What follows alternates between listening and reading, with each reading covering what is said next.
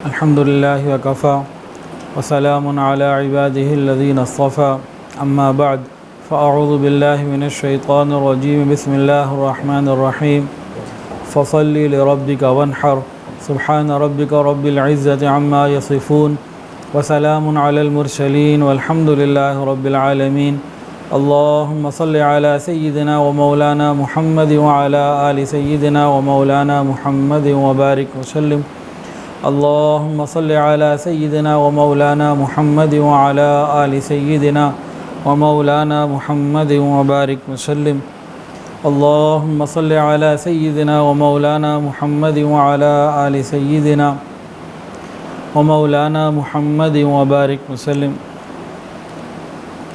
ذوالحجہ کا مہینہ بڑی رحمت والا، حرمت والا اور عظمت والا مہینہ ہے۔ پہلے 10 دن اور راتیں یہ بھی بڑی مقبول، 10ویں رات اور 10واں دن اور زیادہ مقبول۔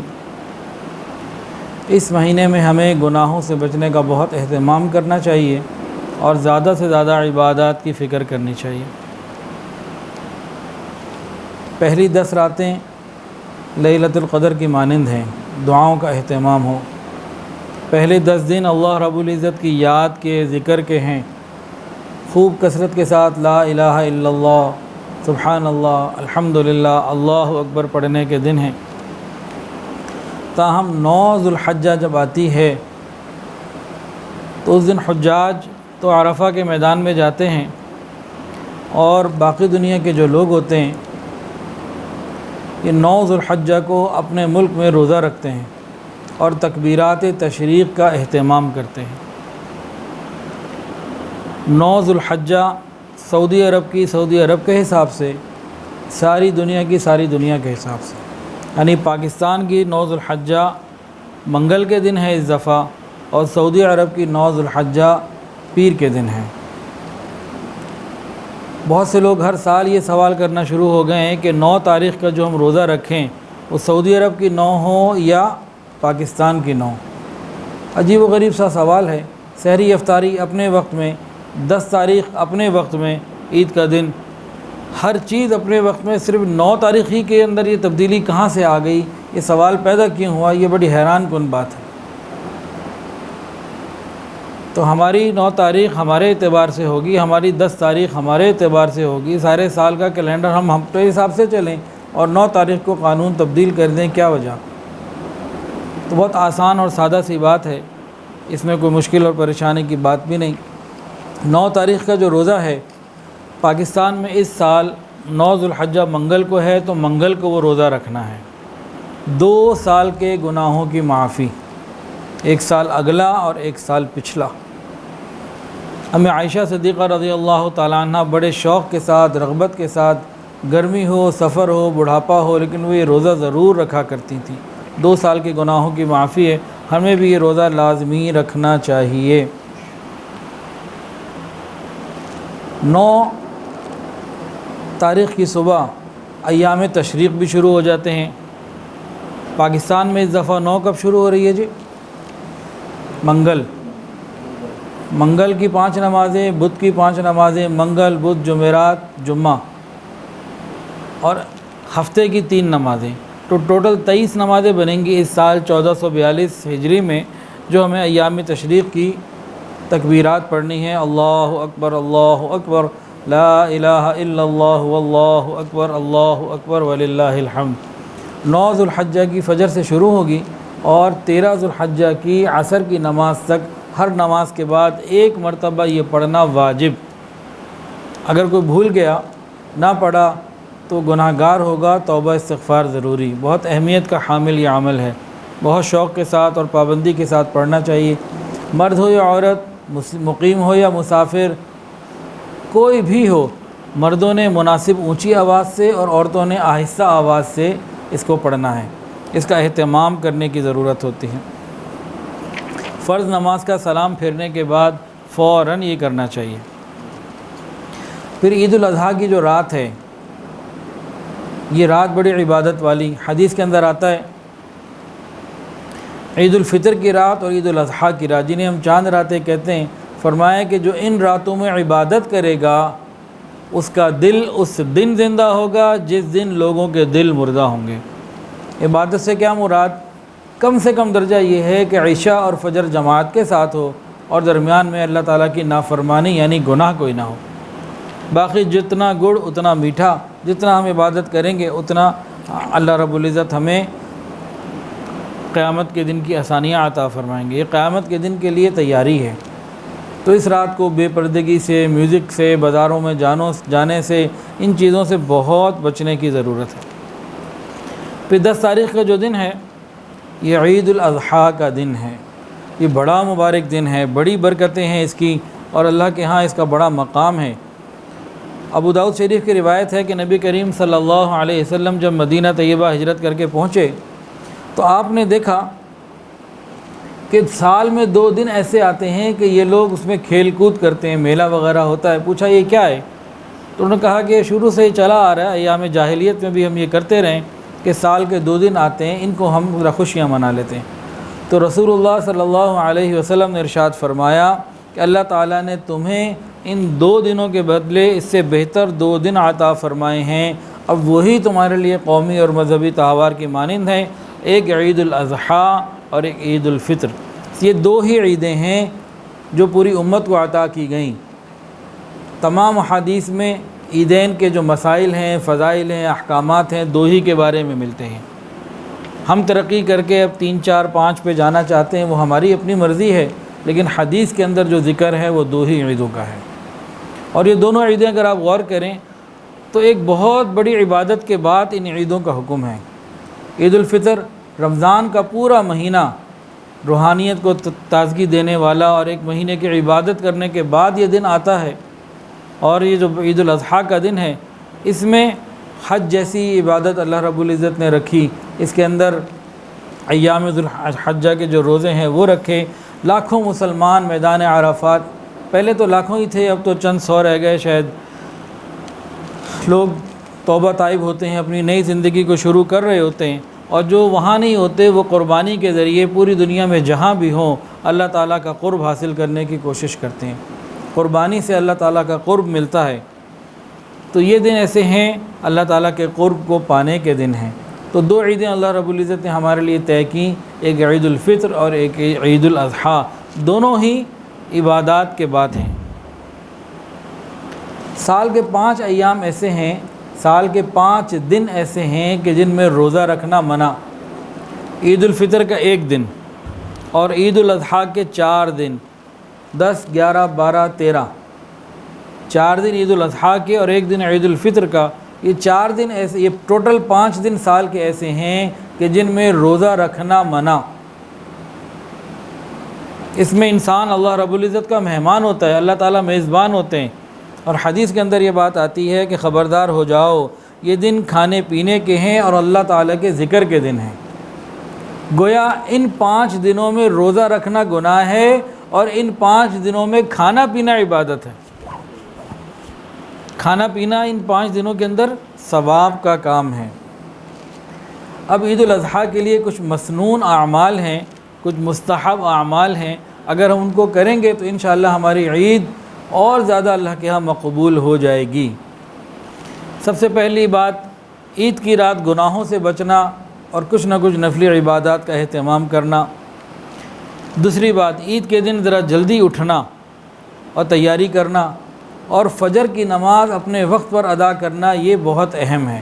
بہت سے بد نصیب ایسے ہیں جو فجر کی نماز قضا کر دیتے ہیں، پھر عید کی تیاری شروع کرتے ہیں، یہ دن ہی اپنا ابتدائی غلط کرتے ہیں، اس کی فکر کرنی چاہیے۔ عید کے دن شریعت کے مطابق صفائی ستھرائی اختیار کرنا، خوشبو لگانا، مناسب کپڑے پہننا، غسل کرنا، یہ سب چیزیں انتہائی اہمیت کے حامل ہیں۔ صفائی کی وجہ سے بھی، شریعت کے احکامات کی وجہ سے بھی اس کا بھی اہتمام کرنا چاہیے۔ عید کے دن انسان جب نہائے تو خوب اہتمام کے ساتھ اپنے جسم کا میل و کچیل دور کرے، صابن اگر لگا رہے تو اچھے طریقے سے لگائے۔ لیکن آج کل ایک بات یہ دیکھی گئی ہے، جو مرد حضرات ہیں نا، یہ تو پھر بھی غسل کرتے ہیں، تیاری کرتے ہیں اور عیدگاہ میں پہنچتے ہیں۔ عورتوں کا کیا ہے؟ عورتیں محروم رہ جاتی ہیں۔ بہت سارے گھروں میں آپ دیکھیں گے، کیا پتہ آپ کو اپنے گھر میں مل جائے ایسا، کہ عورتیں عید کے دن تیاری عید کی وجہ سے نہیں کرتی کہ ہم تو گھر میں ہیں، ہمیں کہیں آنا جانا نہیں. جب کہیں آنا جانا ہوگا یا کسی کا آنا جانا ہوگا پھر ہم نہائیں گے، دھوئیں گے، تیار ہوں گے، غسل بعد میں کریں گے. اس کا کیا مطلب ہوا؟ پوائنٹ نوٹ کیجئے. اس کا مطلب یہ ہوا کہ انہوں نے جو صفائی حاصل کی وہ عید کی وجہ سے نہیں کی، وہ کسی کے ہاں آنے جانے کی وجہ سے کی. تو عید کے دن کی جو سنت تھی اس سے تو محروم ہو گئی نا ہماری عورتیں. عام دیکھیں آپ کو کہیں نہ کہیں ایسا مل جائے گا. تو عید کے دن عید کی وجہ سے نہانا اور صفائی کا اہتمام کرنا یہ الگ چیز ہے، اور کہیں آنے جانے کی وجہ سے نہانا دھونا یہ کوئی اور چیز ہے. تو اس کا ہمیں اہتمام کرنے کی ضرورت ہے. پھر عید والے دن مسواک کا اہتمام مرد ہو یا عورت اچھے طریقے سے کرنا چاہیے. پاک صاف جو کپڑے عمدہ میسر ہوں وہ پہننے چاہیے. عید کے دن نیا جوڑا بنانا یہ سنت بھی نہیں، حدیث میں بھی نہیں. ہاں موجود کپڑوں میں اچھا پاک صاف کپڑا پہن لینا یہ ٹھیک ہے، لیکن تکبر نہ ہو، غرور نہ ہو، دکھاوا نہ ہو، ریاکاری نہ ہو. اللہ کی نعمت کو اللہ تعالیٰ کی نعمت کے اظہار کے لیے پہننا اور سنت کے مطابق پہننا اس کا فائدہ ہے. اسی طرح عورتوں کے لیے بھی یہی معاملہ کہ وہ بھی اگر تیار ہوں تو اپنے شوہر کے لیے، اپنے گھر میں رہتے ہوئے غیر محرم کے لیے تیاری کرنا، زیب و زینت ان کو دکھانا یہ سب گناہ ہیں. اور عید کے دن خوشبو لگانا یہ بھی سنت ہے. عید کی نماز کے لیے جلدی پہنچنا چاہیے، اور کوئی عذر اگر نہ ہو تو پیدل جانا سنت ہے. اور ایک چیز اور بھی ہے کہ انسان جس راستے سے جائے دوسرے سے واپس آئے. اگر یہ چیز مشکل ہو تو جس حد تک ممکن ہو اس حد تک تو اس کی کوشش کر لے، تاکہ کسی درجے میں ہمیں سنت کے ساتھ ایک تعلق نصیب ہو جائے. عید کی نماز کے لیے آتے جاتے ہوئے اللہ اکبر اللہ اکبر، لا الہ الا اللہ واللہ اکبر، اللہ اکبر وللہ الحمد، یہ مردوں کو مناسب اونچی آواز سے کہتے ہوئے جانا چاہیے. لیکن ہمیں شرم اتنی آتی ہے کہ بہت سارے لوگ تو پڑھتے ہی نہیں، لیکن جو کچھ پڑھ بھی رہے ہوتے ہیں تو انہیں شرم بڑی آ رہی ہوتی ہے، تو انہیں اونچی آواز سے پڑھتے ہوئے بڑا انہیں شرم آتی ہے.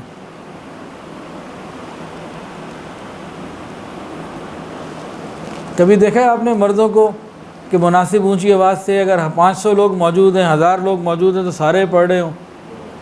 آتے جاتے ہوئے سڑک پہ مسجد جا رہے ہوتے ہیں، عیدگاہ جا رہے ہوتے ہیں، سینکڑوں لوگ آ رہے ہو جا رہے ہوتے ہیں، آواز نہیں آ رہی ہوتی ایسی. درجنوں یا سینکڑوں لوگ جا رہے ہوں اور مناسب اونچی آواز سے اللہ اکبر لا الہ الا اللہ واللہ اکبر وللہ الحمد جب یہ پڑھیں گے تو ایک عجیب سا سما بھی بنے گا، ایک عجیب سی کیفیت بھی پیدا ہوگی. مناسب اونچی آواز سے آتے جاتے ہوئے راستوں میں پڑھنا یہ اچھی بات ہے، کرنا چاہیے.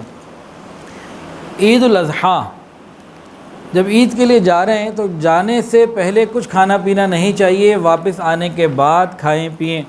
عید الفطر کے لیے جب جاتے ہیں تو جانے سے پہلے کچھ کھا کے جانا سنت، اور عید الاضحیٰ کے لیے کچھ نہ کھا کے جانا سنت. واپس آ کے کچھ کھائے پیے، اگر ممکن ہو اور آسانی ہو تو اپنی قربانی کے گوشت سے ہی اس دن کھانے پینے کی ابتدا کرے، جہاں تک ممکن ہو آسانی کے ساتھ اس پر عمل کرے. لیکن ایسا نہیں کہ اپنی قربانی مغرب کے بعد یعنی کہ دیر سے ہونی ہے، چند 4-6 گھنٹے 10 گھنٹے بعد بھی ہونی ہے. ہم نے نماز پڑھ لی ہے جناب 5:35 پہ یا 5:45 پہ، اس کے بعد 6 گھنٹے 8 گھنٹے انتظار میں، یہ بات ٹھیک نہیں ہے. مناسب انتظار ہو تو یہ ضرور کرنا چاہیے.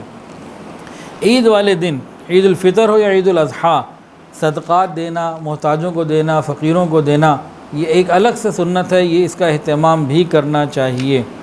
اور عید والے دن اپنی اپنی استعداد کے مطابق اپنے گھر والوں کے اوپر خرچ کرنا، ان کا خیال کرنا، ان کی ضروریات اور ان کے کھانے پینے میں وسعت کرنا، فراخی کرنا یہ بھی مستحب عمل ہے. عید والے دن گھر والوں سے اور رشتہ داروں سے خوش اخلاقی سے پیش آنا یہ بھی مستحب عمل ہے. عفو درگزر سے کام لینا. عید والے دن مبارکباد دینا یہ بھی سنت ہے، یہ بھی دینی چاہیے. عید کی مبارکباد دینا سنت ہے، لیکن ایک گھر سے 4 آدمی نکلے، مسجد پہنچے، جب صبح اٹھے تو چلو ایک دوسرے کو سلام بھی کیا، نہیں کیا کوئی بات نہیں، چلو جی کر لیا. اب مسجد پہنچ گیا، مسجد پہنچ کے برابر پہ بیٹھے ہوئے اور سلام پھرنے کے بعد گلے مل رہے ہیں، تو یہ گلے ملنے کا موقع نہیں ہے.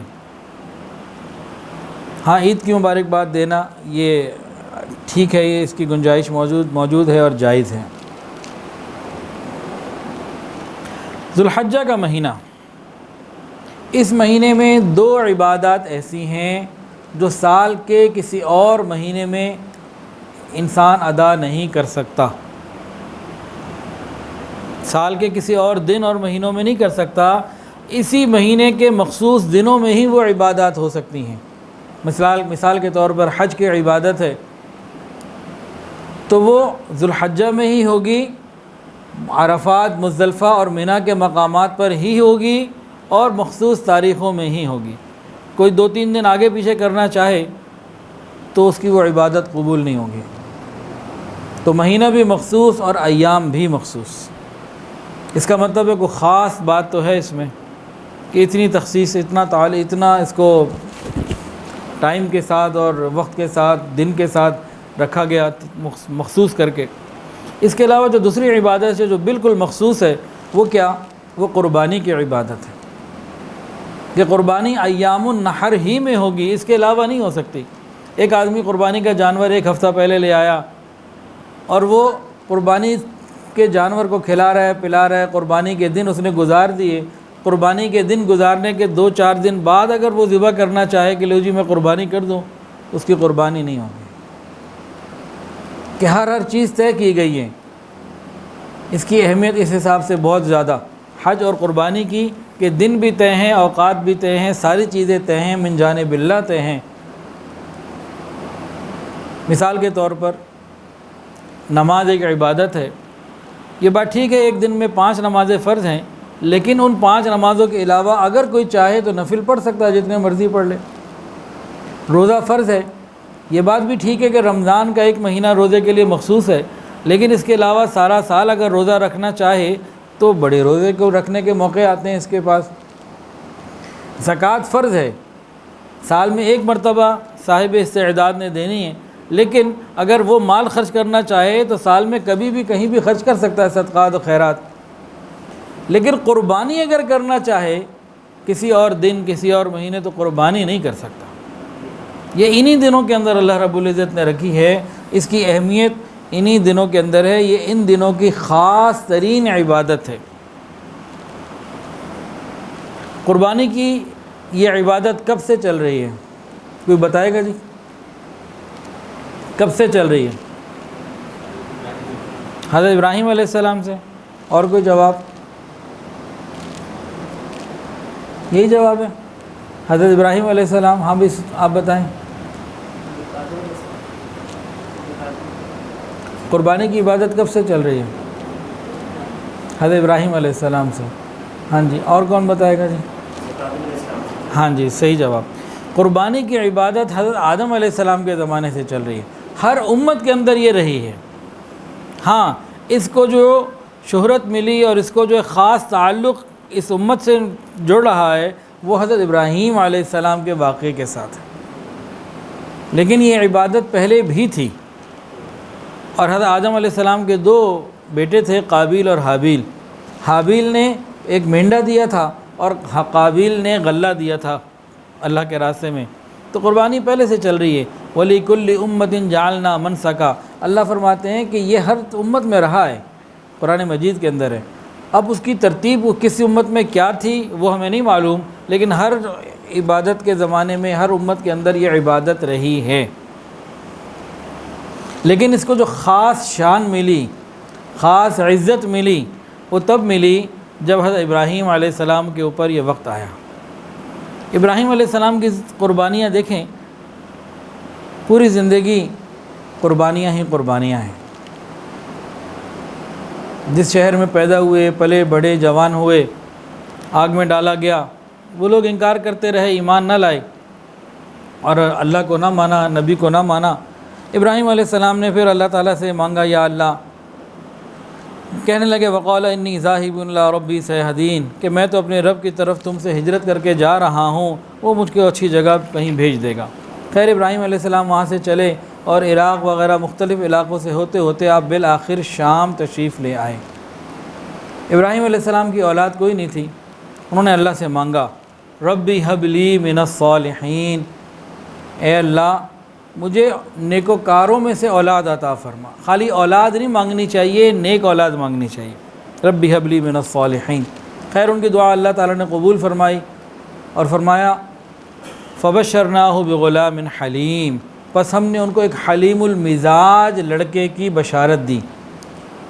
اس حلیم کے لفظ کے اندر اشارہ آ رہا ہے کہ بہت ہی کوئی خاص صبر کرنے والا یہ بچہ ہوگا. فبشرناہ بغلام حلیم. پھر اللہ تعالیٰ نے حضرت ابراہیم علیہ السلام کو بیٹا دیا، حضرت اسماعیل علیہ السلام. حضرت ابراہیم علیہ السلام کی 2 بیویاں تھیں، ایک حضرت سارہ اور ایک حضرت ہاجرہ. پہلی کون سی تھی؟ پہلی حضرت سارہ تھیں، اولاد کوئی نہ ہوئی تو درمیان میں ایک بادشاہ نے ان کو ایک خدمت کے لیے اپنی بیٹی دے دی تھی، ان کا نام تھا ہاجرہ. پھر حضرت بی بی سارہ نے ان کو جو ہے نا ابراہیم علیہ السلام کو ہدیہ کر دیا اور انہوں نے ان سے پھر نکاح کر لیا. تو حضرت ہاجرہ سے بیٹا پیدا ہوا اور ان کا نام رکھا گیا اسماعیل.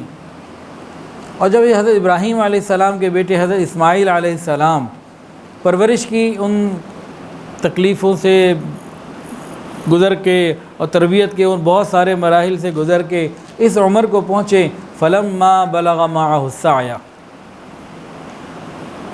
بعض مفسرین کے مطابق بالغ ہو چکے تھے، بعض کے مطابق 13 سال عمر تھی. جب بڑھاپے میں اکلوتی اولاد 13 سال کی ہوئی تو اللہ رب العزت کی طرف سے ایک خواب آیا حضرت ابراہیم علیہ السلام کو. بعض روایت میں آتا ہے کہ 3 دن وہ لگاتار دیکھتے رہے کہ اپنے بیٹے اسماعیل کو ذبح کر رہے ہیں. اب یہ حکم کسی فرشتے کے ذریعے سے بھی بھیجا جا سکتا تھا کہ وہی نازل ہوتی ہے، جبرائیل علیہ السلام آتے ہیں، اللہ حکم دے رہے ہیں بیٹے کو ذبح کر دیجئے. لیکن اللہ رب العزت کی حکمت کو دیکھیے کہ اللہ تعالیٰ نے خواب میں یہ حکم دیا. اس میں کیا تھا؟ اس میں کئی چیزیں تھیں. ایک تو یہ تھا کہ اس حضرت ابراہیم علیہ السلام کی تابعداری، اطاعت اور فرما برداری کامل طور سے سب پہ واضح ہو جائے، کامل طور پہ واضح ہو جائے. کامل طور پہ کیوں؟ دیکھیں ڈائریکٹ حکم آتا تو تعویل کی گنجائش نشتا. ابھی تو خواب دیکھا ہے نا، خواب میں بہت ساری تعویلات کی جا سکتی تھیں لیکن کسی قسم کی کوئی تعویل نہیں دی اور اپنے بیٹے کو ذبح کرنے کے لیے تیار ہو گئے. اور انہوں نے چھری وغیرہ لے لی، تیاری کر لی اور یہ چاہا کہ بس اب میں اپنے بیٹے کو اللہ کے حکم پر ذبح کر دوں. بعض روایت میں یہ بات آتی ہے کہ حضرت ابراہیم علیہ السلام نے چھری تو لے لی اور اپنی بیوی کو کہا، اماں ہاجرہ کو، کہ بھئی دیکھو بیٹے کو تیار کر دو، بڑے کی ملاقات کے لیے جانا ہے. اب یہ باپ بیٹا چل پڑے. ادھر سے شیطان ایک بوڑھے انسان کے روپ میں آیا اور بی بی ہاجرہ کو کہنے لگا کہ بیٹے کو کدھر بھیجا ہے باپ کے ساتھ؟ کہا کسی سے ملنے جانا ہے کہ نہیں، ملاقات کوئی نہیں، آج تو ابراہیم علیہ السلام نے اپنے بیٹے کو ذبح کرنا ہے. اماں ہاجرہ نے کہا، بوڑھے تیری مت ماری گئی ہے، کوئی باپ بھی اپنے بیٹے کو ذبح کرتا ہے؟ تو شیطان نے کہا کہ اللہ کا حکم ایسے. فرمانے لگی اچھا اگر اللہ کا حکم ہے تو میں خود بھی تیار. پھر اسماعیل علیہ السلام کے پاس آیا، اسی طرح بات چیت کی. اسماعیل علیہ السلام نے بھی کہا کوئی باپ اپنے بیٹے کو ذبح کرتا ہے؟ انہوں نے کہا اللہ کا حکم. اچھا پھر میں تیار. نہ ادھر چلی نہ ادھر چلی. اب یہ ابراہیم علیہ السلام کے آگے کھڑا ہو گیا، کدھر جا رہے ہو؟ آپ کو نہیں پتا قابیل نے حابیل کو قتل کیا تھا، آج تک زمانے میں رسوا ہو رہا ہے بھائی کو قتل کرنے کی وجہ سے. ابراہیم علیہ السلام نے فرمایا بدبخت تو شیطان معلوم ہوتا ہے. قابیل نے حابیل کو قتل کیا نفسانی خواہش کی وجہ سے، میں اپنے بیٹے کو ذبح کر رہا ہوں رحمانی حکم کی وجہ سے. یہاں داؤ نہ چلا. وہ کھڑا ہو گیا، راستہ روک کے آپ نے کنکریاں ماری، پھر آگے راستہ روک کے کھڑا ہو گیا، پھر کنکریاں ماری، پھر آگے راستہ، تیسری جگہ روک کے کھڑا ہو گیا. وہ جمرات پہ تینوں نشانیاں آج بھی موجود. ابراہیم علیہ السلام استقامت کے ساتھ آگے بڑھتے گئے. اب تو وہاں بڑے بڑے روڈ بنا دیے گئے ہیں، پہلے تو تنگ درے تھے. ان دروں سے نکل کے جب ایسی جگہ پہنچے جہاں ذبح کرنے کا ان کا مقصود تھا کہ یہاں ذبح کیا جائے، وہاں پہنچ کر حضرت ابراہیم علیہ السلام نے اپنے بیٹے اسماعیل علیہ السلام سے پوچھا، یا بنی انی ارا فی المنام انی اذبحک فانظر ماذا تری. اے بیٹے، انی ارا فی المنام، میں نے خواب دیکھا ہے، انی اذبحک، میں تجھے ذبح کر رہا ہوں، فانظر ماذا تری، تم غور کر لو تمہاری کیا رائے ہے، تم کیا چاہتے ہو۔ حضرت ابراہیم علیہ السلام نے اس لیے نہیں پوچھا تھا کہ بیٹا منع کر دے گا تو واپس چلے جائیں گے، ایسی کوئی بات نہیں تھی، بلکہ کیا بات تھی، دو چیزیں اس کے اندر موجود تھیں۔ ایک تو بیٹے کا امتحان لینا چاہ رہے تھے کہ بیٹا اس میں کس درجے تک تیار ہے، اگر تیار نہیں ہے تو اس کی ذہن سازی کی جائے، اس کو سمجھایا جائے اور اللہ کے لیے قربان کر ہونے پہ راضی کیا جائے۔ دوسری بات کیا ہے؟ دوسری بات یہ ہے کہ انبیاء کرام علیہ السلام کا یہ طریقہ رہا ہے، اللہ تعالیٰ کا کوئی بھی حکم پورا کرنے میں وہ حکمت کو، آسانی کو اور اچھے راستے کو اختیار کرتے ہیں۔ دیکھیں یہ بھی تو راستہ ہو سکتا تھا نا کہ وہاں پہنچ کے حضرت ابراہیم علیہ السلام چھری نکالتے، بیٹا سیدھا مار دیتے۔ اس میں کیا تھا؟ اس میں اچانک معاملات میں کئی نقصانات ہو سکتے تھے اور بات اتنی خوبصورتی سے نہ ہوتی۔ بات چیت کو سہل انداز سے کر کے، سمجھا کے بات کرنا، ذہن سازی کے ذریعے بات کرنا، یہ معاملہ کچھ اور ہوتا ہے۔ تو انبیاء کرام کی مبارک عادت یہی رہی ہے کہ انہوں نے معاملات کو جب بھی کیا حکمت کے ساتھ اچھے طریقے سے انجام دینے کی کوشش کی اور دی۔ اچھا، ابراہیم علیہ السلام نے اپنے بیٹے کو کیا کہا؟ یا بنی انی اری فی المنام، کہ میں نے خواب دیکھا، یہ نہیں کہا کہ مجھے اللہ نے حکم دیا ہے، وہی آئی ہے۔ ابراہیم علیہ السلام نے کیا کہا؟ قرآن کے الفاظ ہیں، یا بنی انی اری فی المنام، بیٹا میں نے خواب دیکھا ہے، میں تجھے ذبح کر رہا ہوں، فانظر ماذا تری، کیا کہتے ہو آپ، تمہاری کیا رائے ہے؟ اب اسماعیل علیہ السلام اپنے باپ کو جو جواب دے رہے ہیں، اس کے اندر ان کی ذہانت، ان کی دین کی سمجھ، فقاہت، یہ بہت زیادہ ظاہر ہو رہی ہے، اور اس کے ساتھ ان کی انتہائی ادب، عاجزی اور اللہ تعالیٰ کے اوپر توکل اور اپنے آپ کو بالکل مٹایا ہوا ہونا، یہ سب سمجھ میں آ رہا ہے۔ انہوں نے کیا جواب دیا؟ یا ابتی، اے ابا جان، افعل ما تؤمر، آپ کر گزریے وہ جو آپ کو حکم ہوا۔ یعنی اسماعیل علیہ السلام جانتے ہیں کہ انبیاء کا خواب وہی ہوتا ہے۔ کون سے کتاب میں یہ حکم نازل ہوا کہ بیٹے کو ذبح کرو؟ کسی کتاب میں نازل نہیں ہوا، انبیاء کا خواب ہی وہی ہوتا ہے۔ تو وہ کیا فرما رہے ہیں؟ افعل ما تؤمر، جس کا آپ کو حکم ہوا، یعنی وحی کی فقط ایک صورت نہیں ہے قرآن مجید، وحی کی کئی صورتیں ہیں جن میں انبیاء کا خواب بھی وحی کی ایک صورت ہے۔ افعل ما تؤمر، آپ کر گزریے وہ جس کا آپ کو حکم ہوا۔ 13 سال کی عمر میں اتنی سمجھ، اور آگے کیا فرمایا؟ ستجدنی انشاء اللہ من الصابرین، کہ بے شک آپ مجھے صبر کرنے والوں میں سے پائیں گے۔ یہاں بھی سمجھنے کی باتیں ہیں۔ ایک تو یہ فرمایا کہ انشاءاللہ آپ مجھے صبر کرنے والا پائیں گے، آپ فکر نہ کریں انشاءاللہ تعالی۔ یہ بات نہیں کی کہ جی میں بالکل تیار، دعوے کی کوئی بات نہیں، انشاءاللہ اللہ تعالیٰ کی مدد ہوئی تو آپ مجھے صبر کرنے والوں میں سے پائیں گے۔ یہ بھی تو کہہ سکتے تھے نا، آپ مجھے صبر کرنے والا پائیں گے، وہاں اور تو کوئی نہیں ہے، باپ بیٹا دو تو لوگ ہیں، آپ مجھے صبر کرنے والا پائیں گے۔ اس جملے میں کیا ہوتا؟ اپنی ایک بڑائی، اپنی طرف ایک نسبت ہوتی کہ میں اپنے آپ کو صابر کہہ رہا ہوں، تو انہوں نے اس کی بھی نفی کی، ستجدنی انشاءاللہ من الصابرین، کہ آپ مجھے صبر کرنے والوں میں سے پائیں گے، یعنی صبر کرنے والے اللہ کے بڑے بندے ہیں، مجھے ان میں سے ایک پائیں گے۔ یہاں سے یہ ملا، اگر انسان کے اندر سیلف کانفیڈنس بھی اتنا بھرپور ہو نا کہ وہ کام بڑے اچھے طریقے سے کر سکتا ہو، اس کو یقین بھی ہو، تب بھی وہ یہی کہے کہ انشاءاللہ میں اللہ کی مدد سے یہ کروں گا، اللہ ہی پورا کروائیں گے۔ یہ سبق یہاں ملتے ہیں۔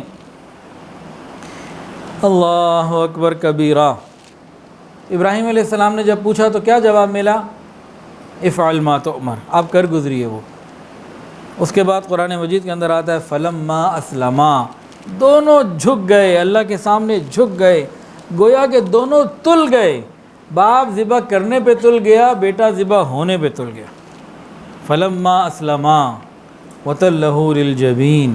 اب یہاں بعض تفسیری اور تاریخی روایات میں یہ بات ملتی ہے کہ حضرت اسماعیل علیہ السلام نے اپنے ابا کو کہا ابا جان، مجھے اچھے طریقے سے باندھ دیجئے تاکہ زیادہ تڑپ نہ سکوں، میری قمیض اتار لیجئے، میری والدہ کو دے دیجئے گا، ان کو کہہ دیجئے گا آپ کا بیٹا اللہ کے نام پہ قربان ہو گیا، ان کو میری قمیض کو دیکھ کے کچھ تسلی ہو جائے گی، اور ابا جان چھری کو خوب اچھے طریقے سے تیز کر لیجئے، بہت بڑی سخت چیز ہے۔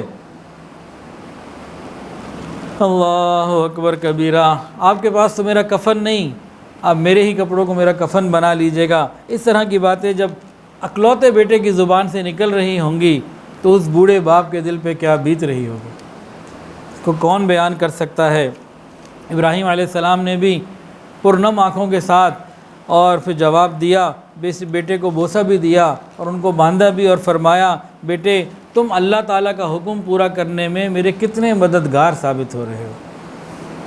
خیر ان کو باندھ کے لٹا دیا، اب چھری چلا رہے ہیں، چھری نہیں چلتی، یہ اللہ کا حکم ہے۔ ابراہیم علیہ السلام چاہتے ہیں کہ بیٹا ذبح ہو، اسماعیل علیہ السلام چاہتے ہیں کہ میں ذبح ہو جاؤں، اللہ نہیں چاہتے تو ذبح نہیں ہو سکے۔ مرضی ہر حال میں اللہ کی پوری ہوتی ہے۔ چھری چلا رہے ہیں، چھری نہیں چل رہی، گردن نہیں کٹ رہی، چھری کو تیز کر رہے ہیں، گردن نہیں کٹ رہی۔ اتنے میں بیٹے نے خود فرمائش کی، ابا جان آپ مجھے ذرا کروٹ کے بل لٹا دیجئے، آپ کو میرا چہرہ نظر آتا ہے، تو پھر جو محبت ہے یہ درمیان میں لگتا ہے حائل ہو جاتی ہے، گلا نہیں کٹ پاتا، آپ ذرا مجھے کروٹ پہ کر دیجئے، مجھے بھی جب چھری سامنے سے نظر آتی ہے تو مجھے بھی چھری کو دیکھ کے گھبراہٹ ہونے لگتی ہے۔ تو ابراہیم علیہ السلام نے ان کو وَتَلَّهُ لِلْجَبِينِ، قرآن کے اندر آتا ہے، ان کو کروٹ کے بدل لٹا دیا، چھری چلا رہے ہیں، پیچھے سے اللہ تعالیٰ کی طرف سے آواز آئی وَنَادَيْنَاهُ أَن يَا إِبْرَاهِيمُ قَدْ صَدَّقْتَ الرُّؤْيَا، اور ہم نے انہیں آواز دی ابراہیم تم نے خواب سچ کر دکھایا۔ خواب کیا تھا کہ وہ ذبح کر رہے ہیں، کر چکے نہیں ہیں، تو 100% خواب سچ کر دکھایا۔ وَنَادَيْنَاهُ أَن يَا إِبْرَاهِيمُ قَدْ صَدَّقْتَ الرُّؤْيَا إِنَّا كَذَلِكَ نَجْزِي الْمُحْسِنِينَ، اور اللہ تعالیٰ نے ایک مینڈا بھیجا جو اسماعیل علیہ السلام کی جگہ پہ ذبح ہو گیا، اللہ تعالیٰ نے اس کو وَفَدَيْنَاهُ بِذِبْحٍ عَظِيمٍ فرمایا اور قبول فرمایا۔ اور آگے اللہ تعالیٰ نے کیا فرمایا؟ اللہ اکبر، فرمایا إِنَّ هَذَا لَهُوَ الْبَلَاءُ الْمُبِينُ، یہ بہت بڑی آزمائش تھی، بہت بڑی آزمائش تھی۔ دیکھیں دنیا والے تو یہ کہتے ہی ہیں نا، ممتحن کہے تو بات بنتی ہے، بچے تو یہ کہتے ہیں جی پیپر بڑا مشکل تھا، پیپر بڑا مشکل تھا، مزہ تو تب ہے امتحان لینے والا کہے کہ پیپر واقعی مشکل تھا۔ تو یہاں تو امتحان لینے والے پروردگار فرما رہے ہیں إِنَّ هَذَا لَهُوَ الْبَلَاءُ الْمُبِينُ، کہ بے شک بہت بڑی آزمائش تھی۔ وَفَدَيْنَاهُ بِذِبْحٍ عَظِيمٍ وَتَرَكْنَا عَلَيْهِ فِي الْآخِرِينَ، اللہ نے اس کو آخرین آگے والوں کے لیے جاری کر دیا۔ سلام علی ابراہیم، سلام ہو تم پر، یعنی تمہیں شاباش ہو، تم جیتے رہو۔ دونوں باپ بیٹے جو تھے انہوں نے قربانی کی حقیقت کو پورا کر کے دکھا دیا۔ یہ قربانی کیا ہے؟ یہ قربانی ایک بہت اہم سبق ہے، مومن کے لیے مزاج ابراہیمی سے آشنائی حاصل کرنا ہے کہ جب اللہ کا جو حکم آئے ہم وہ پورا کرنے کے لیے تیار ہو جائیں، ہم دل کی رغبت کے ساتھ، دل کی خوشی کے ساتھ اللہ تعالیٰ کا حکم پورا کرنے کے لیے ہر وقت تیار ہوں۔ یہ جذبہ پیدا کرنا ہے، خالی جانور تو نہیں اللہ نے مانگا، جانور کے بارے میں تو پہلے فرما دیا لَن يَنَالَ اللَّهَ لُحُومُهَا وَلَا دِمَاؤُهَا وَلَكِنْ يَنَالُهُ التَّقْوَى مِنْكُمْ، تمہارا خون اور گوشت تھوڑی پہنچتے ہم تک، تمہارے دل کا تقویٰ، تمہارے دل کے احساسات، جذبات، اطاعت اور فرما برداری، یہ چیزیں ہم تک پہنچا کرتی ہیں۔ تو مومن کو یہ سبق ملا کہ یہ اللہ تعالیٰ کے راستے میں ہر قربانی دینے کے لیے ہر وقت تیار رہے۔ تو قربانی کی اصل روح کیا ہے کہ مسلمان اللہ تعالیٰ کی محبت میں اپنی تمام نفسانی خواہشات کو قربان کر دے۔ گویا جب قربانی کے جانور پہ چھری پھر رہا ہو اس وقت اپنی تمام ناجائز حرام نفسانی خواہشات کے گلے پہ چھری پھیر دے، پھر مزہ ہے۔ اور حضرت ابراہیم علیہ السلام نے صرف یہ ایک قربانی تو نہیں دی، بلکہ ہر کام ان کا قربانی ہی قربانی تھا۔ آگ میں ڈلنے کا حکم آیا، آگ میں ڈلنے کے لیے تیار، بیٹے کو ذبح کرنے کا حکم آیا، اس کے لیے تیار، بچے اور بیوی کو بیابان میں خالی بواد غیر ذی زرع ایک ایسی جگہ چھوڑنے کا حکم آیا جہاں نہ جینے کو پانی نہ پینے کو پانی، تو وہاں بھی چھوڑنے کے لیے تیار۔ گویا اللہ تعالیٰ کا جب اور جو حکم آیا بلا تعمل، بغیر کسی تعویل کے، بغیر کسی لاجک کے، آپ نے اس کو پورا کیا۔ یہی مزاج ابراہیمی ہے، یہی ہمیں سکھانا اور بتانا تھا کہ میرے بندو، میں ابراہیم علیہ السلام سے، میں اسماعیل سے اور میں ہاجرہ سے محبت کرنے والا ہوں، تم بھی سنت ابراہیمی ادا کرو اور اپنے اندر یہ مزاج ابراہیمی لے کر آؤ، تاکہ میری محبت اور قرب جیسے انہوں نے پایا تم بھی پانے والے بن جاؤ۔ تو بڑے شوق کے ساتھ قربانی کرنی چاہیے۔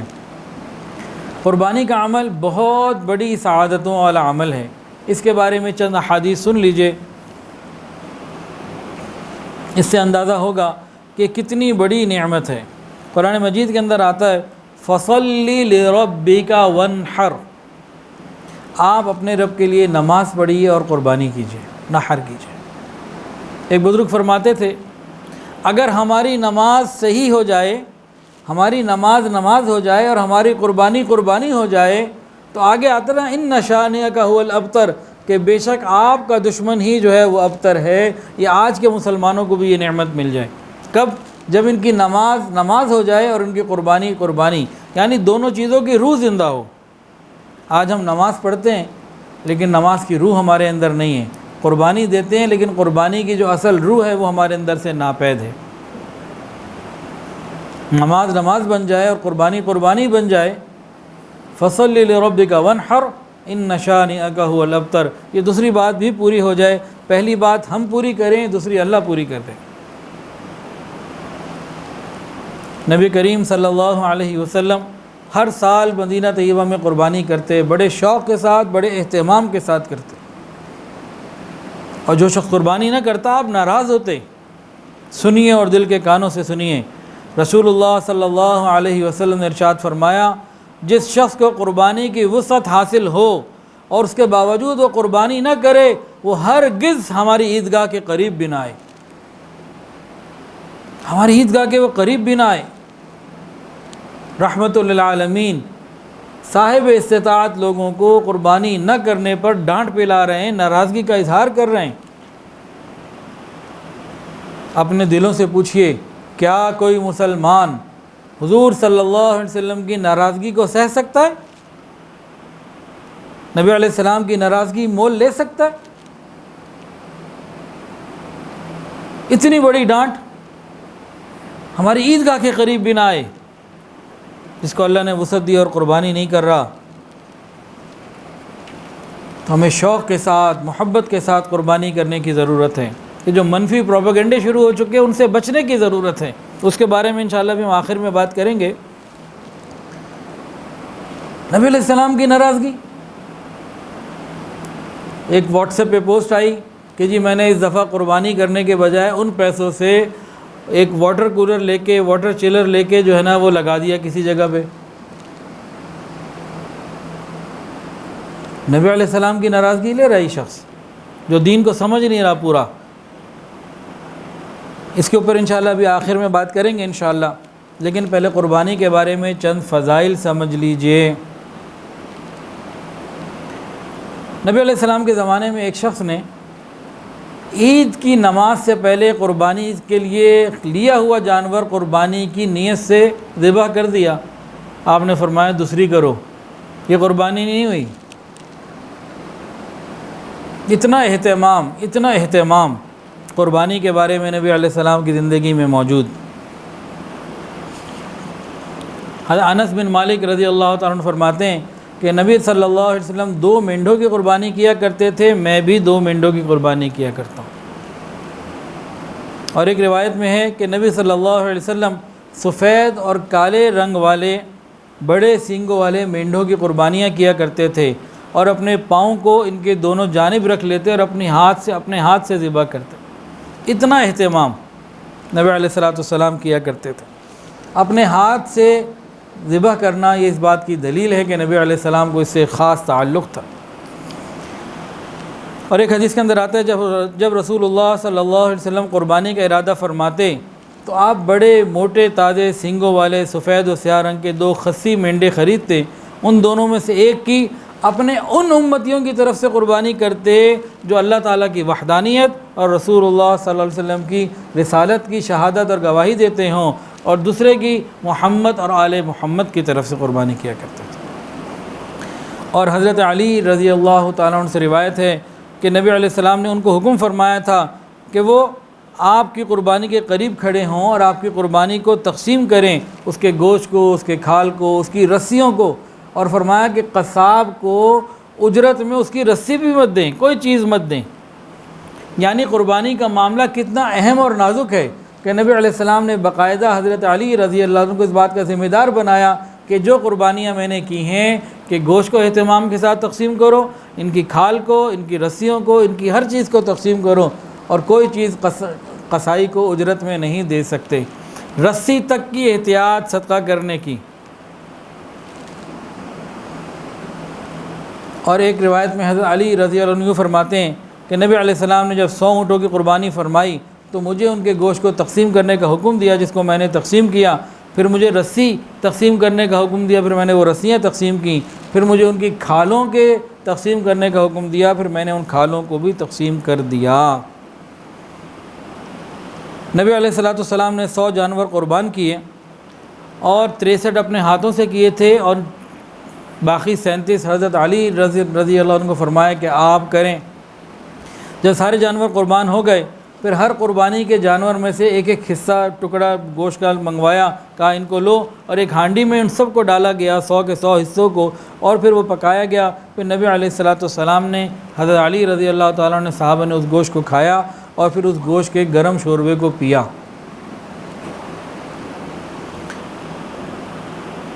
رسول اللہ صلی اللہ علیہ وسلم 10 سال مدینہ طیبہ میں رہے اور ہر سال قربانی کرتے رہے۔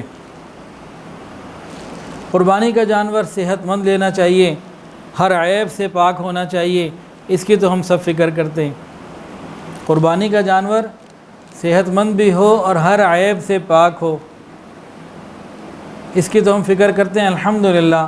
لیکن جس مال سے ہم وہ جانور خرید رہے ہیں، کیا وہ مال بھی عیب سے پاک ہے؟ سود کا، رشوت کا، ظلم کا، حرام کا مال تو نہیں ہے وہ؟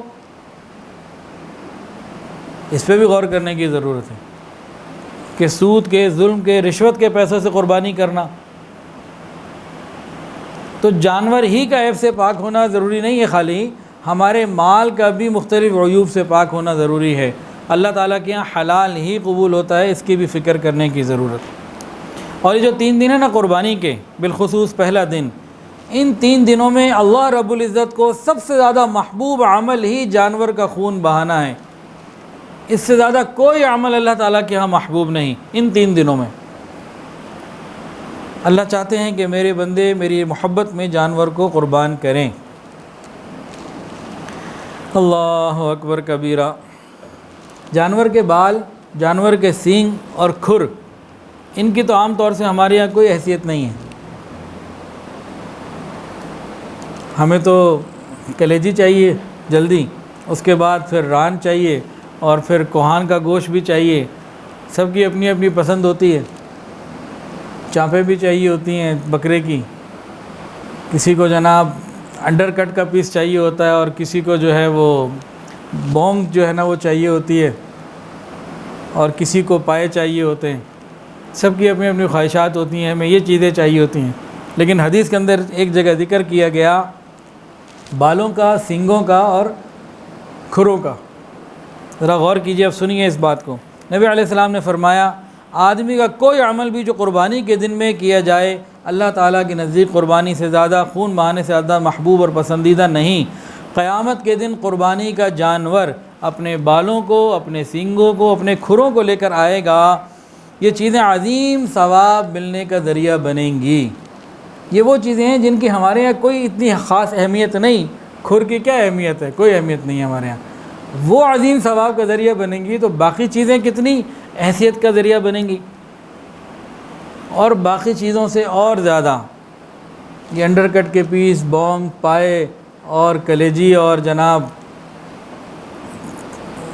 باقی جو گوشت کے حصے ہوتے ہیں، دستی کا حصہ، یہ سب چیزیں تو پھر بھی مادی ہیں۔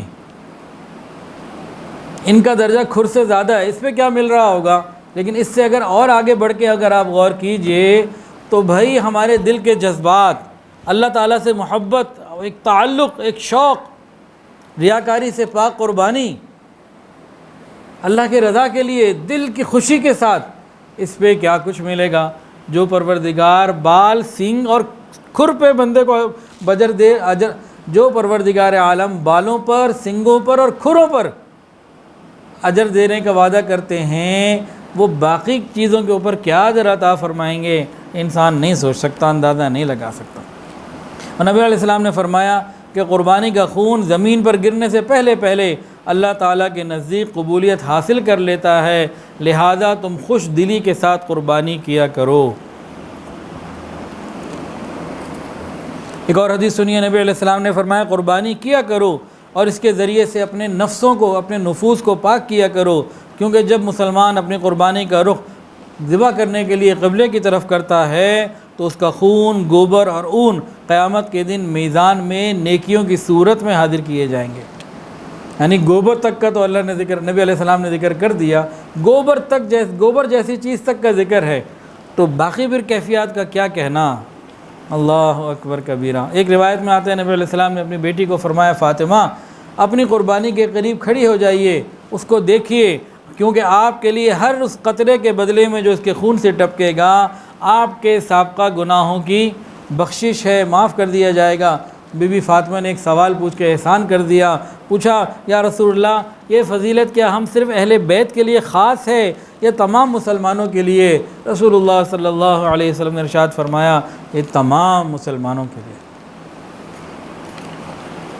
اب غور کریں، قربانی کی یہ چند فضیلتیں ہم نے سنی، کون سی؟ ان کا ایک سمری نکالتے ہیں۔ نبی علیہ السلام نے ہر سال کی، ایک اپنی طرف سے کرتے، ایک امت کی طرف سے بھی کرتے، یہ روایت بھی موجود۔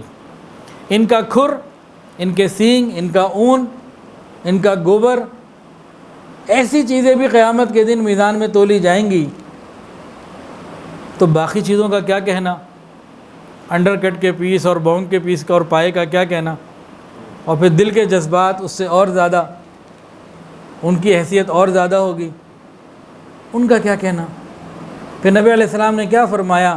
دل کی خوشی کے ساتھ کرو، گناہوں کی معافی کا اعلان، اور اللہ رب العزت کی یہاں قبولیت۔ اللہ کے یہاں کوئی عمل قبول ہو جائے، بس جس کا جو عمل قبول ہو گیا، چاہے ایک عمل ہی قبول ہو، جنت میں ضرور جائے گا۔ مقبول عمل والا بندہ جنت میں نہ جائے یہ نہیں ہو سکتا۔ اور یہاں وعدے ہیں قبولیت کے۔ ہم اپنی قربانی 3 چیزوں کے ساتھ کریں۔ نمبر 1 اللہ تعالیٰ کی رضا کے لیے ہو، نمبر 2 دل کی خوشی کے ساتھ ہو، نمبر 3 ریاکاری سے پاک ہو۔ یہ 3 کام ہم کر لیں، پھر دیکھیں ہمارے گناہوں کی معافی، ہمارے اعمال کی قبولیت، اور قیامت کے دن عظیم اجر کا وعدہ، اللہ تعالیٰ کی رضا، اللہ تعالیٰ کی محبت، اللہ تعالیٰ کا قرب، اور ہمارے نفوس کا پاک ہونا، ہمارا تزکیہ ہونا، یہ ساری نعمتیں ہمیں مل رہی ہیں۔ کرنا کیا ہے؟ صرف ایک جانور اللہ کے راستے میں قربان۔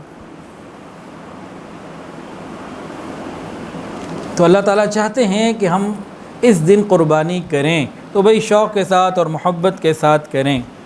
اور یہ بات یاد رکھیں، دل کے کانوں سے سن لیں کہ قربانی کے دنوں میں قربانی کا حکم پورا کرنا مخصوص جانور کا مخصوص طریقے سے مخصوص ایام میں یہ انتہائی ضروری۔ اگر کوئی کہے کہ میں یہ جانور ذبح نہیں کرتا، اس کی رقم کہیں صدقہ کر دوں، یا یہ قربانی کا جانور زندہ کسی کو ہدیہ کر دوں، تو یہ عمل قبول نہیں ہوگا۔ اس وقت صاحب استطاعت سے، جو دولت مند ہیں، جن کو اللہ نے مال دیا ہے، ان کے لیے قربانی کرنا ہی ضروری ہے۔ اس سے 10 گنا قیمتی صدقہ کر دیں، وہ اس قربانی کا بدلہ نہیں بن سکتا۔ اب یہاں چند باتیں جو ہے نا سمجھنے کے لیے ہیں۔ اب جو موضوع شروع کر رہا ہوں نا، اصل میں موضوع شروع کرنے جیسا ہے نہیں، مسلمان کو اس کی ضرورت ہی نہیں ہونی چاہیے تھی۔ مسلمان کی شان کیا ہے؟ بس اللہ کا حکم ہے، مجھے پورا کرنا ہے، اندر کی لاجک کیا ہے، یہ میرا کام نہیں۔ اللہ تعالیٰ نے ہمیں عقل عطا فرمائی ہے، کیوں؟ اس لیے عطا فرمائی ہے کہ اللہ تعالیٰ کے حکم کو اچھے طریقے سے پورا کرنے میں اس کو استعمال کرو۔ اللہ تعالیٰ نے یہ عقل ہمیں اس لیے نہیں دی کہ ہم اللہ تعالیٰ کے احکامات کو اپنے عقل کے ترازو پہ تولیں، اللہ تعالیٰ کے حکموں کو، نبی کی سنتوں کو اپنے عقل میں تولیں۔ عقل میں آ جائے تو کر لیں، عقل میں نہ آئے تو نہ کریں۔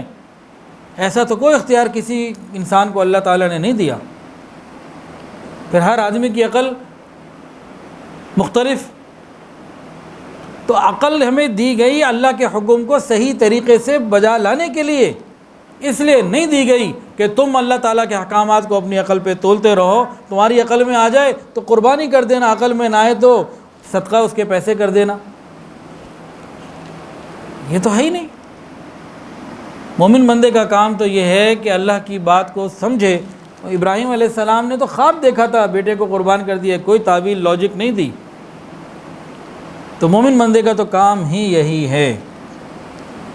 تو پہلی اور بنیادی بات کیا ہے کہ قربانی کرنا یہ اللہ تعالیٰ کا حکم ہے، ہمیں اللہ کے حکم کو پورا کرنا ہے۔ ہمیں عقل میں آئے نہ آئے، لاجک سمجھ میں آئے نہ آئے، ہمارا کام، ہم حکم کے بندے ہیں۔ مسلمان کی تو شان ہی یہی ہے کہ پروردگار کے حکم پہ اپنی جان قربان کرنے کے لیے بھی تیار ہو جائے۔ کہاں کہ یہ جانور قربان کرنے کے لیے لاجکس تلاش کر رہا ہے۔ ایسے پروپیگنڈے شروع ہو چکے ہیں۔ اللہ ہماری حفاظت فرمائے۔ اگر اپنی عقل کو ہی سامنے ترازو بنا لیا نا، پھر روزے کے وقت بھی کوئی عقل آ جائے گی، نماز کے وقت بھی کوئی عقل آ جائے گی، حج کے عبادت میں بھی کوئی عقل آڑے آ جائے گی، تو شریعت ساری کی ساری مسخ ہو کے رہ جائے گی۔ تو ہم نے اس پوائنٹ پر ہی اپنے آپ کو رکھنا ہے۔ اللہ کا حکم یہ ہے، اللہ تعالیٰ کی خوشنودی ان دنوں میں ملتی ہی قربانی سے ہے، ہمیں وہ کرنی، بس یہی اصل پوائنٹ ہے۔ لیکن کچھ عقل کے پجاری بھی ہو گئے اور کچھ ایسے بھی ہو گئے جو عقل کے پجاری تو اتنے نہیں ہیں، لیکن میڈیا کا اور سوشل میڈیا پہ پروپیگنڈا اور اس قسم کے دین سے دشمن، دین بیدار لوگوں کی باتیں ان کو متاثر کر دیتی ہیں۔ وہ سمجھتے ہیں ہاں واقعی سارا سال تو ہم گوشت کھاتے ہیں اور ابھی قربانی کے وقت گوشت نہ کھائیں، یہ پیسے کسی کو دے دیں تو کتنا بڑا فائدہ ہوگا۔ وہ خدا کے بندوں، اللہ تعالیٰ سے زیادہ رحمان بننے کی، رحیم بننے کی ضرورت نہیں ہے۔ وہی رحمان ہے، وہی رحیم ہے، وہ کافی ہے۔ اسے پتہ ہے اپنے بندوں کی ضروریات کا اور اپنے ساری چیزوں کا۔ ہمارا کام اللہ تعالیٰ کو مشورے دینا بھی نہیں ہے، نعوذ باللہ، نہ ہی ہمارا کام شریعت کے احکامات میں دوسرے راستے نکالنا ہے۔ آپ کو بڑا درد ہے غریبوں کا، سود کا نظام ختم کر دیجئے۔ دیکھیے اللہ کیسے بہار عطا فرماتے ہیں۔ بہت غم ہے غریبوں کا، زکوٰۃ کا نظام پورا کیجئے۔ کتنے ایسے کاروباری لوگ ہیں، کتنوں کو تو میں جانتا ہوں، زکوٰۃ ادا نہیں کرتے، بس زکوٰۃ کے نام پہ کچھ دے دیا، ان پہ واجب ہے مثال ایک بڑی اماؤنٹ 2-4 لاکھ روپے دے دیے۔ اب جو سوسائٹیاں بناتے ہیں، پلازے بناتے ہیں، مارکیٹیں بناتے ہیں، اب وہ سارا مال تجارت ہوتا ہے ان کا، اس سب کے اوپر 2.5% ہر سال زکوٰۃ ہے۔ اور کتنے ایسے لوگ ہیں۔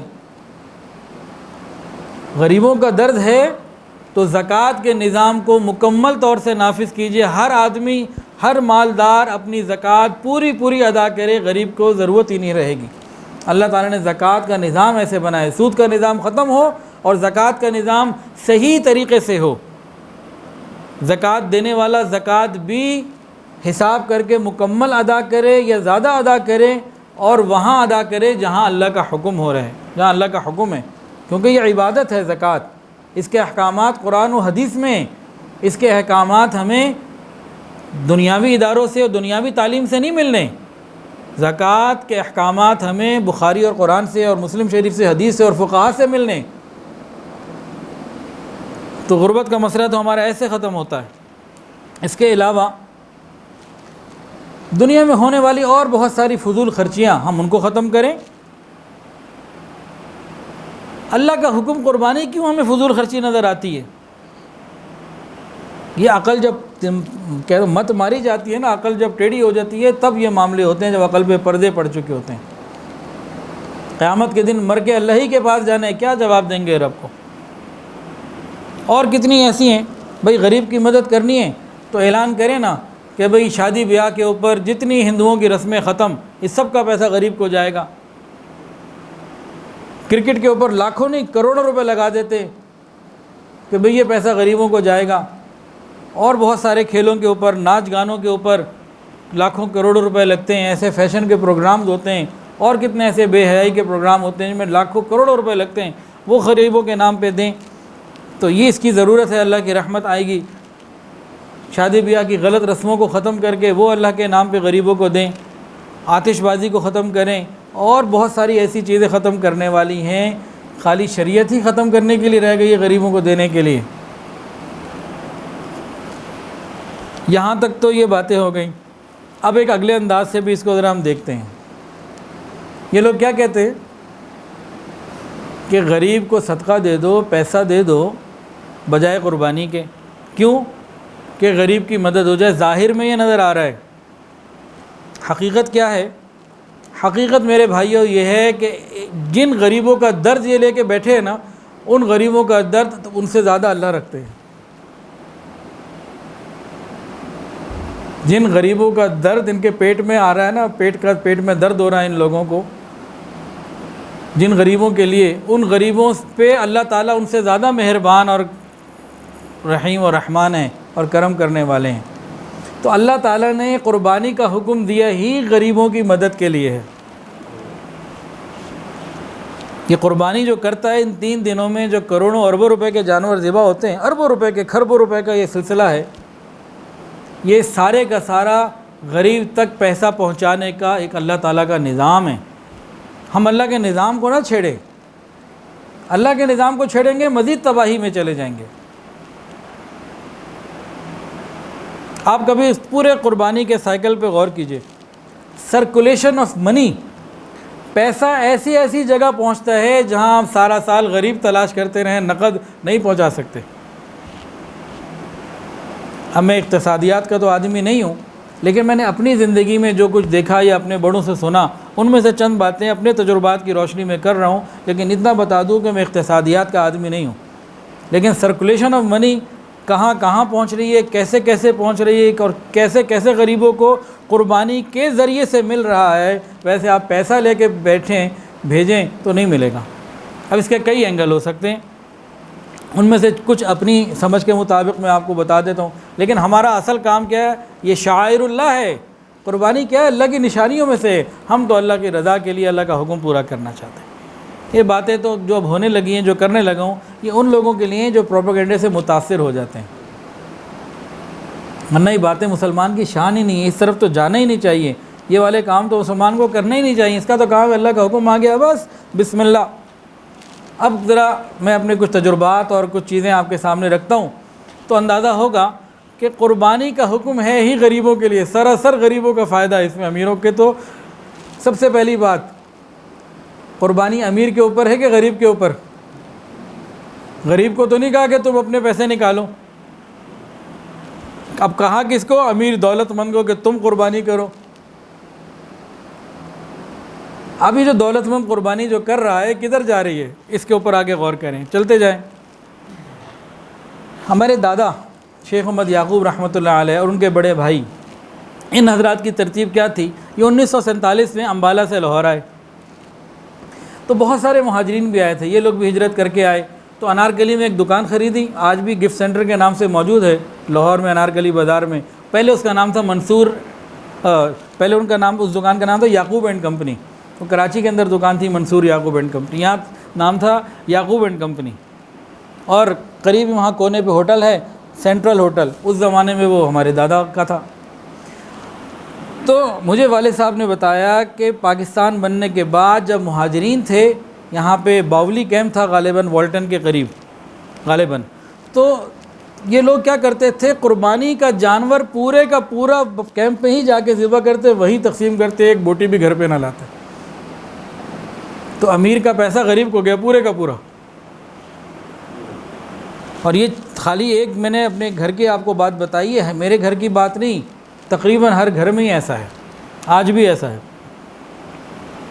یہ مدارس میں جو قربانی لوگ کرتے ہیں، وقف قربانی، اجتماعی قربانی، یہ ساری غریب طلباء کو جاتی ہے، غریب لوگوں کو جاتی ہے۔ تو امیر کا پیسہ غریب کو جا رہا ہے۔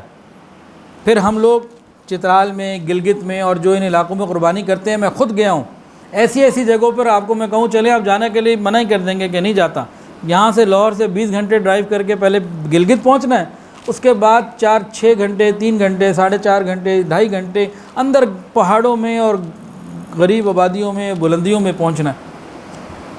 وہاں جا کے ہمارے ساتھی کیا کرتے ہیں کہ گاؤں ہے، 100 گھر ہیں، 150 گھر ہیں، 80 گھر ہیں، سارے غریب ترین لوگ ہیں، وہیں پہ جانور انہی سے خریدا، انہی میں سے کسی کے پاس جانور ہوتے ہیں، بعض کے پاس کسی کے پاس 1 ہوتے ہیں، کبھی کسی کے پاس 2 ہوتے ہیں، ان سے جانور خرید کے وہیں عید کے دن تقسیم کروا دیتے ہیں ذبح کے بعد انہی کے اندر، کہ اس گاؤں سے گلگت بڑے شہر میں لے کے آنا، کسی بڑی جگہ لے کے آنا، وہ ایک الگ مہنگا کام۔ تو مہنگے اور سستے کے علاوہ وہ لوگ خود مجبور، ایسے گھر ایسی عورتیں میں ملیں جو بیوہ بھی تھیں، بہت مسکین بھی تھیں، ان کے گھر میں ایک جانور، اب پورے سال بعد ان سے وہ 40-50 ہزار جانور جو خرید لیتا ہے، سال میں ایک ہی یہ بڑا موقع ہوتا ہے جو ان کے پاس یہ اماؤنٹ آتی ہے۔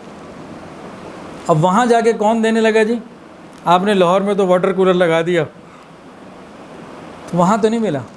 ہم اسی طرح بھی جب سروے کر رہے تھے تو ایک جگہ پہنچے، وہ بھی ایسے ہے کہ اب KKH پہ چلتے ہیں تو پھر مڑے ہم گوہر آباد اور اندر اوپر جناب کئی گھنٹے کے بعد اس جگہ پہ پہنچے، تو وہاں ایک گھر میں بیٹھے کچھ لوگوں سے ملاقات ہوئی، کوئی بات چیت ہو رہی تھی، ایک صاحب آئے، وہ جناب جیسے وہاں کے کوئی وڈیرے چودھری زمیندار، وہاں ایسا کوئی لفظ ہے نہیں ان کے لیے، لیکن ایک وہاں کی بڑی صاحب استطاعت پرسنالٹی تھی، وہ بڑے مالدار آدمی تھے وہ وہاں کے۔ وہ جناب وائس کوٹ پہنی ہوئی اور اوپر لال رنگ کا جو پھول لگاتے ہیں وہ رومال وہ بھی لگایا ہوا، ان کے بیٹھنے کا انداز، ان کی چیزیں کچھ اور تھیں، ٹور ہی کچھ اور سی۔ تو بعد میں پتہ یہ چلا کہ ان کی ماہانہ تنخواہ 22,000 روپے کے قریب ہے، اور یہ اس علاقے کے جو ہے نا یہ بڑے امیر آدمی ہیں۔ لاہور میں کسی کی 40,000 بھی تنخواہ ہو بیچارے کے لیے، جس کے بچے بھی ہوں، مہینہ پورا کرنا مشکل، پہلی سے پہلے فاقہ آ جاتا ہے، ان کے لیے گوشت کھانا مشکل، پورا مہینہ ممکن ہی نہیں ہے، فروٹ نہیں کھا سکتے، جس کی یہاں 50,000 بھی ہو،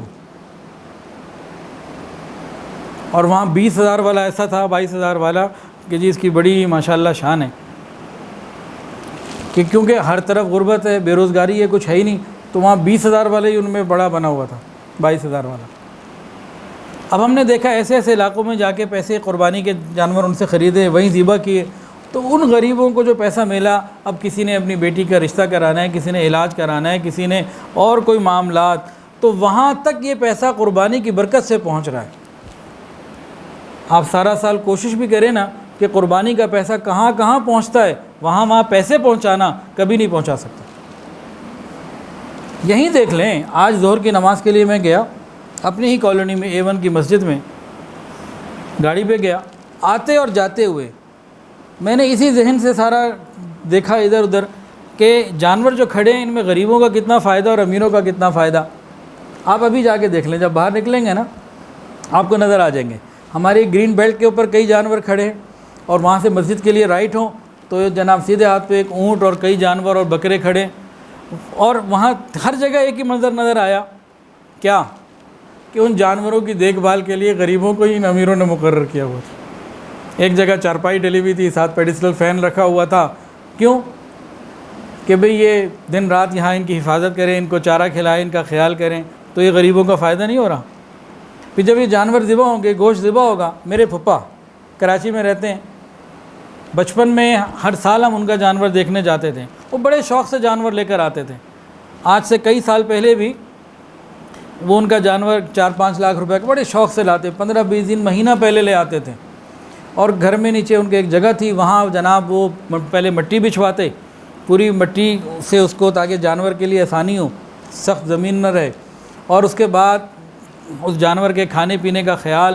ایک دفعہ ایسا جانور لیا، اس کو کھانا کھلا رہے، کھانا نہ کھائے، کوئی بچیاں تھی کھانا کھلا رہے، جانور کو چارہ ڈالے، چارہ نہ کھائے، تو وہ شوق والے تھے، ذوق والے تھے، تو جس سے خریدتے تھے اس کا نمبر بھی لیا کرتے تھے، اس کو فون کیا بھئی یہ نہیں کھانا نہیں کھا رہی، تو اس نے ابو کو یاد ہے پورا جملہ صحیح، مجھے یاد نہیں ہے، یہ بات کرتے کرتے اچانک بات یاد آ گئی۔ اس نے کہا کہ بھائی صاحب بچیاں لی ہے، اب نخرے بھی تو اٹھاؤ، یہ اپنے منہ سے نہیں کھاتی، آپ چارہ ہاتھ میں لے کے اس کے منہ کے اندر ڈالو، میں نے اس کو ایسے کھلایا۔ پھر ہمارے پھپھا نے ایک شخص کی ڈیوٹی لگائی، وہ چارہ لیتا اور اس کے منہ میں ڈالتا، تو جتنے دن وہ رہی اسی طرح کرنا پڑا ان کو، کھاتی نہیں تھی، خود کھاتی نہیں تھی۔ تو وہ کیا کرتے ہیں، ایسا جانور لائے، کئی دن اس کی خدمت کی، مہینے کے قریب، اور ساری خدمت کے لیے غریبوں کو جمع کرتے تھے، علاقے کے امیر لوگ نوکری پہ نہیں آتے تھے ان کے پاس، اور جب وہ قربانی کا دن آتا، غالباً دوسرے دن شام کو کرتے ہیں عصر کے قریب، ذبح کر کے ساری رات گوشت بنتا ہے اور صبح گوشت پکتا ہے، بریانی بنتی ہے، سارے کا سارا علاقے میں تقسیم کر دیتے، کچھ گھر بھی جاتا ہوگا، رشتہ داروں میں بھی جاتا ہوگا۔ ان کا ایک شوق ہے کہ وہ قربانی کے جانور کے ساتھ تقریباً 20-25 دن لگا لیا کرتے ہیں۔ پھر جو قصائی آ رہا ہے یہ بھی غریب، قصائی کے ساتھ جو لیبر اور ہے وہ بھی غریب، تو سرکولیشن آف منی بہت جگہ پہنچ، جس کو پیسہ مل رہا ہے وہ اپنی ضروریات پوری کر رہا ہے، پھر جو کھال جا رہی ہے وہ کمپنیوں میں جا رہی ہے، وہاں غریب لوگ کام کرتے ہیں، پھر اس کی اور بہت ساری چیزیں اور علائشات اور سب کچھ، یہ کہیں نہ کہیں یہ پوری سرکولیشن آف منی کا ایک حصہ بن رہا ہے۔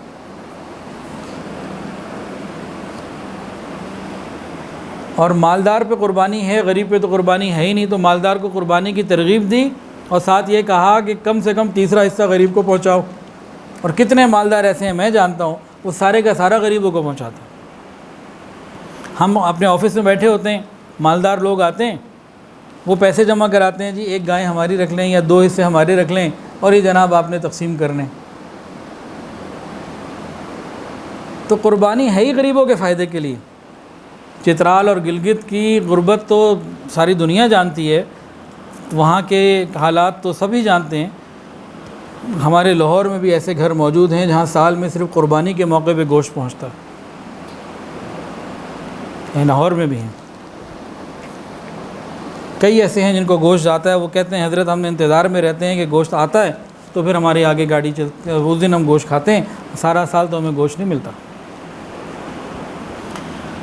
تو بہرحال ہم نے تو اللہ کا حکم سمجھ کے کرنی ہے جی، باقی باتیں تو سب دوسرے درجے کی ہیں، تاہم اللہ تعالیٰ کا نظام سمجھنے کی ضرورت ہے۔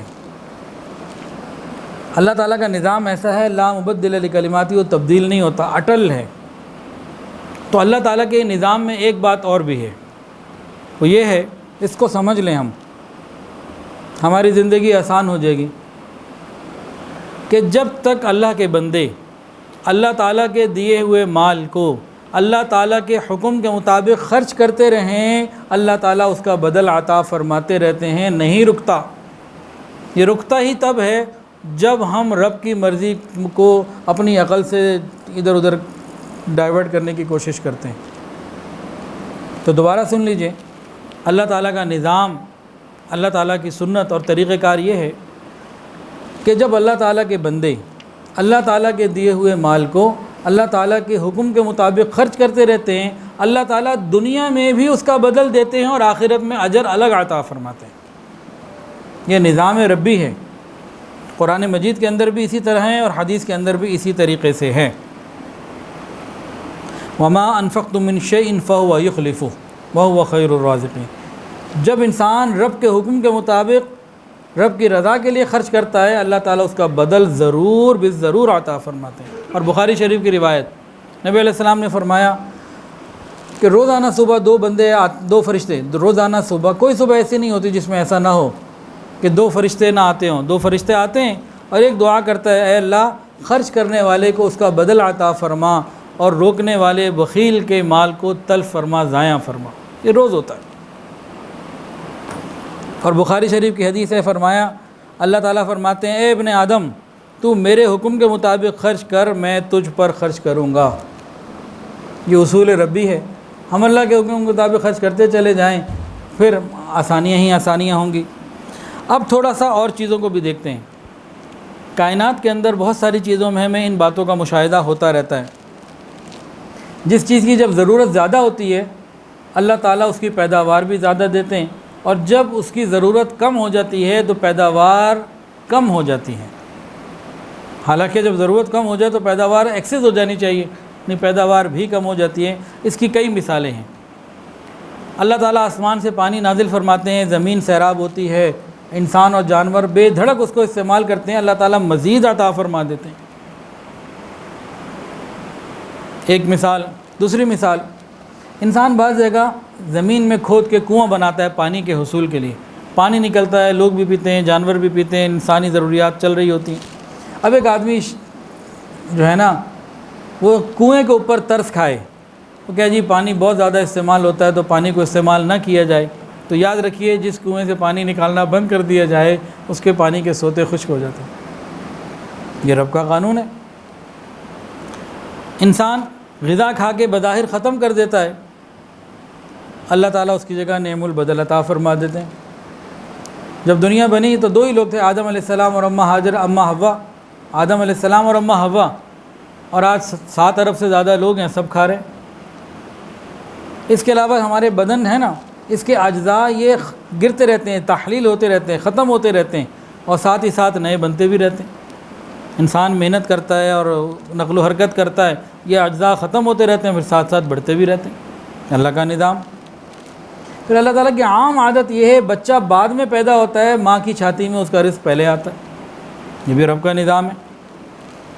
جانوروں میں ہی آ جائیے، جانوروں کے اندر بھی مثالیں موجود. آج سے تقریباً 100 سال پہلے گھوڑوں کے بغیر سواری بھی مشکل ہوتی تھی. ٹانگے ہوتے تھے اور فوج کے پاس گھوڑے ہوتے تھے، لا تعداد، بہت بڑی تعداد میں گھوڑوں کو پالا جاتا تھا، ہر فوج میں گھوڑے ہوتے تھے. اس کے بعد ہوائی جہاز آ گئے، گاڑیاں آ گئیں، اور اس طرح کی چیزیں، مشینری آ گئی. تو کیا گھوڑے زیادہ ہو گئے دنیا میں؟ بھئی ڈیمانڈ کم ہوئی، اوپر سے آمد بھی کم ہو گئی. تو جب تک ڈیمانڈ تھی تو مطلوبہ تعداد میں گھوڑے ملتے تھے. تو گھوڑے اب سستے نہیں ہوئے، نہ زیادہ ہوئے، بلکہ ایک چند دن پہلے واٹس ایپ پہ ایک پوسٹ آئی، ایسا کچھ مضمون لکھا ہوا تھا اس میں کہ 100 سال پہلے گھوڑا عام آدمی کے پاس ہوتا تھا اور موٹر کار بڑے آدمی کے پاس، امیر آدمی کے پاس ہوتی تھی.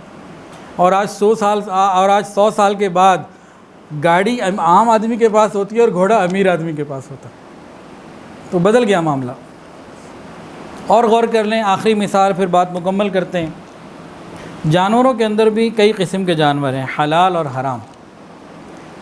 اونٹ، گائیں، بیل، بکری، یہ حلال اور پاکیزہ جانور ہیں. یہ ہر وقت چھری کے نیچے رہتے ہیں سارا سال، اور قربانی کے موقع پہ، حج کے موقع پہ اور عقیقے کے موقع پہ تو خاص طور سے بکرے کا نمبر رہتا ہی ہے، گائے کا نمبر رہتا ہی ہے، ہر وقت چھری کے نیچے. اور عجیب اللہ کی شان، عام طور سے ان کا بچہ بھی ایک ہوتا ہے، کبھی 2، عام طور سے زیادہ ایک کی تعداد ہوتی ہے. ہر وقت چھری کے نیچے رہنے کے باوجود جتنی ڈیمانڈ بڑھتی چلی جا رہی ہے اتنی اللہ تعالیٰ کی طرف سے رحمت بھی بڑھتی چلی جا رہی ہے. اس کے بالمقابل کتا ہے، بلیاں ہیں. ایک وقت میں کئی بچے ہوتے ہیں ان کے، 4 5 6 اس طریقے سے ہوتے ہیں. وہاں ایک کی تعداد زیادہ ہوتی ہے، 2 کبھی ہوتے ہیں، اور یہاں ایک بہت کم ہوتے ہوں گے اور 5 4 اس طرح کی تعداد ہوتی ہے. تو ان کی تعداد تو بہت زیادہ ہونی چاہیے تھی. یہ تو اتنا چھری کے نیچے بھی نہیں رہتے ہر وقت، کیونکہ مسلمان تو اس کو کھاتا ہی نہیں، لیکن ان کی تعداد ہمیشہ آج بھی تھوڑی ہے. تو اللہ تعالیٰ کا ایک نظام ہے، تو بندوں کو چاہیے اللہ کی مان کے زندگی گزاریں، اللہ تعالیٰ اپنی رحمت کا معاملہ فرما دیں گے. وآخر دعوان، بس ہمیں تو اللہ کی محبت میں کرنی ہے. یہ باتیں، یہ حکمتیں، یہ لاجکس، یہ مصلحتیں مسلمان کی شان نہیں ہیں. مسلمان کی شان تو یہ ہے اللہ کی محبت میں ڈوب کر اللہ کے لیے کرے. اچھا جی، ایک سوال بہت زیادہ ہوتا ہے، دوبارہ بھی دہرا دوں. 9 ذو الحجہ کا روزہ ہم نے اپنے ملک کے مطابق رکھنا ہے، اور اس سال منگل کا دن ہے انشاءاللہ العزیز 9 ذو الحجہ کے روزے کے لیے. اور یہ جو ایام، یہ جو 10 یہ جو دن چل رہے ہیں 10 ذو الحجہ، اس کے جو 9 روزے ہوتے ہیں، ان روزوں میں ایک سوال اور بہت زیادہ ہوتا ہے، ہر سال ہوتا ہے اور بار بار ہوتا ہے. وہ یہ ہوتا ہے کہ کیا ان روزوں میں ہم قضاء کی نیت کر سکتے ہیں؟ یعنی 2 in 1، روزہ ایک رکھیں، نفل کی بھی نیت کر لیں اور قضاء کی بھی کر لیں. تو تو ایسا نہیں ہو سکتا. قضا کی نیت ہوگی یا نفل کی نیت ہوگی، دونوں نیتیں جمع نہیں ہو سکتی.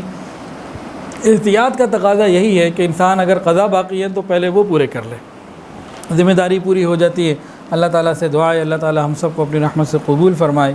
وآخر دعوانا ان الحمد للہ رب العالمین.